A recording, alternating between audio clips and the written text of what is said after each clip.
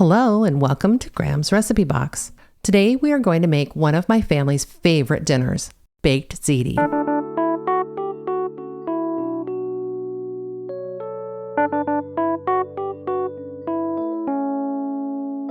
Baked ziti isn't just a hit with my family, it's popular with all of you too.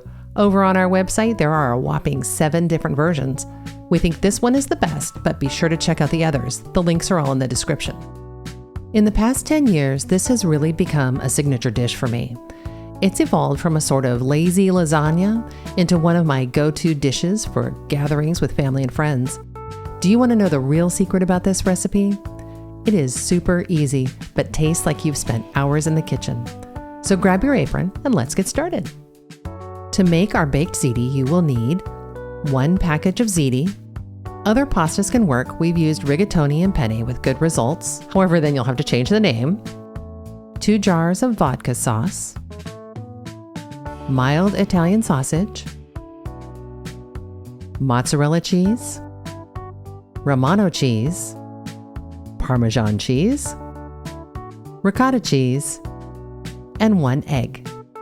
Optionally, you can prepare 1 tablespoon of chopped fresh parsley. Before we get going, be sure to turn on your oven to 350 so it can preheat while you get everything ready. For preparing the pasta, the first step is to add some salt to the water and bring it to a boil. Once it's boiling, add some olive oil. This is going to help keep your noodles from sticking together. Pour in the dry pasta and give it a good stir or two. Bring that water back to a boil and then reduce it to a gentle boil. This is going to continue to cook the pasta while keeping it from overflowing onto your stove.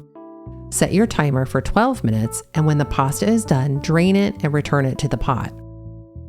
After you strain it, you should add a little bit of vodka sauce, maybe 1/3 cup at most, to the pasta and stir it well to coat all the noodles.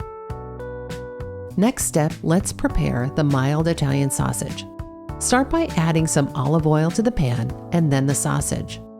I happen to like the mild variety, but here's the great thing, you can use what you like. Plain hamburger, hot Italian sausage, ground turkey, all of this would be really good, or no meat at all if that's your choice. Never think you can't change a recipe to suit your taste or dietary needs, except maybe in baking, that's a whole different thing. Anyway, cook your sausage, breaking it up into smaller pieces so it's going to spread nicely in your dish. Once it's done, transfer that to a plate lined with a paper towel to drain off the grease. Grate your cheeses or use pre-grated cheese. I like to grate my own simply because I think it melts better. The bagged cheese has a coating that keeps the shred from clumping inside the package, and that can impact the melt. But seriously, if that's what you've got, use it. Here we are grating 2.5 ounces of Romano cheese and 5 ounces of Parmesan cheese. Sometimes you can find a Parmesan Romano blend in the store. Romano is similar to Parmesan in that it has a nice pungent flavor that is going to balance the sweetness in your sausage and sauce. I like to blend them just to kick up the flavor profile. The next cheese we use is, of course, mozzarella. Here I like to use whole milk mozzarella.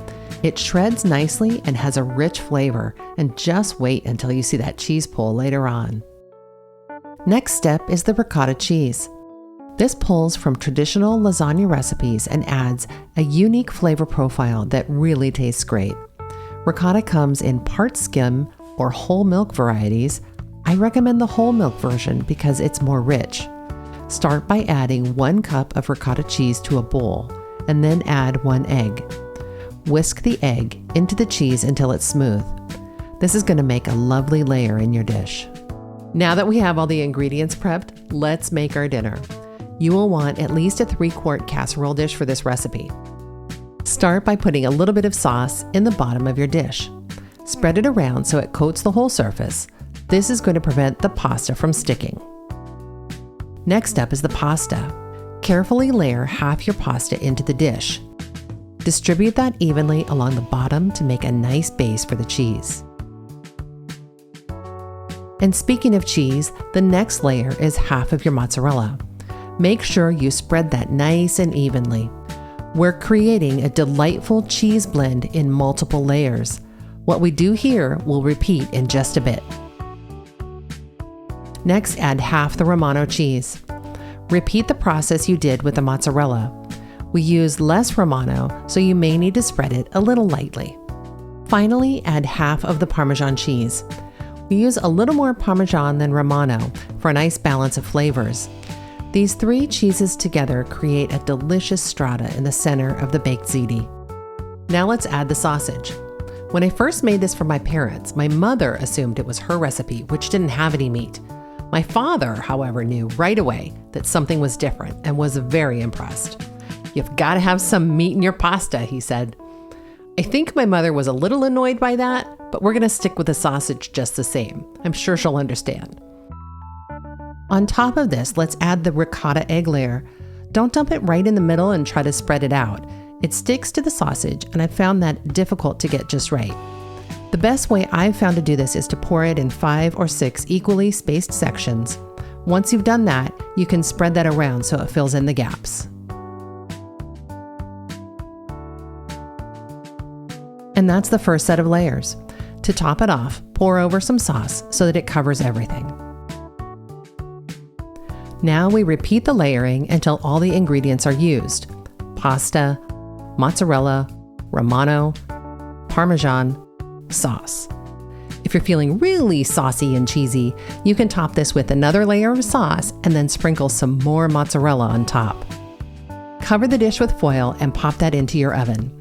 Bake it for 20 minutes at 350, then take the foil off and let that continue for another 12 minutes. Here, you can check it at 10 minutes and let it go as long as 15 minutes. It just depends on the size of your oven if you should go over or under the time. Let the dish stand for about 5 minutes before you serve. This is going to let the layers really set together. I sprinkled a little chopped fresh parsley on mine. The green color makes it look more appealing to the eye, but it doesn't add any significant flavor. Now, let's dish this up. Oh man, look at that cheese pull.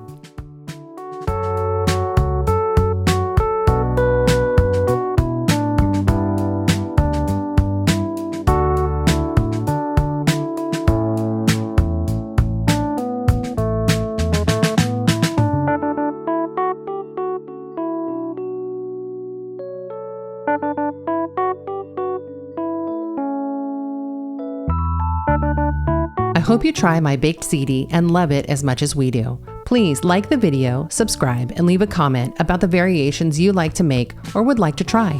See you next time.